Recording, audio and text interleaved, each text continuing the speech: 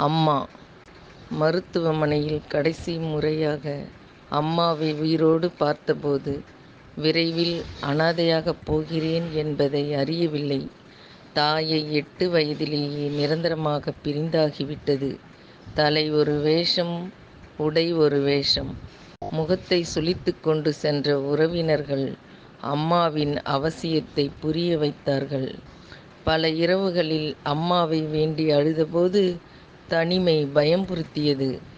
கவலைகள் கடலாய் இழுத்த போதும் அதை தன்னுள்ளே மறைத்து கொண்டு நேர்மை, அன்பு, ஈகை, தர்மம், உண்மை, பக்தி என்றெல்லாம் மனிதத்தை கதையின் மூலம் என் மனதில் ஏற்றி உறங்க வைத்தவள் என் அன்பான அம்மாதான். அந்த நாள் மீண்டும் வருமா?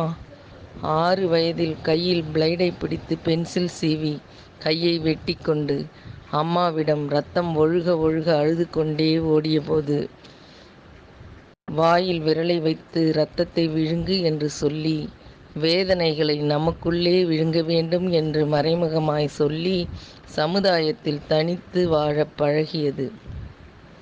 வாழப் பழக்கிவிட்டது. அப்பொழுதே தொடங்கிவிட்டது. மிக குறைந்த மதிப்பெண்ணிற்காக அப்பாவிடம் திட்டு வாங்கிக் கொண்டு பயந்தபோது, படிக்கணும்மா, படிப்புதான் நம்ம வாழ்க்கை என்று ஆதரவாக சொல்லி தட்டி கொடுத்த அன்னை. படிப்பின் மூலமாகத்தான் வாழ்க்கை காப்பாற்றப்படும் என்பதை அன்றே சொன்னார் மறைமுகமாக. திருமணம் முடிந்து குழந்தைகள் பிறந்து பற்றாக்குறைக்காக பணியில் சேர்ந்து பின்னர் கடமைகள் எல்லாம் முடிக்கும் தருவாயில் கணவனும் இறந்த பின்பு தனிமையே வாழ்க்கையாக போனது. நிரந்தரமான துணையாகியும் விட தனிமை பழகித்தான் போனது.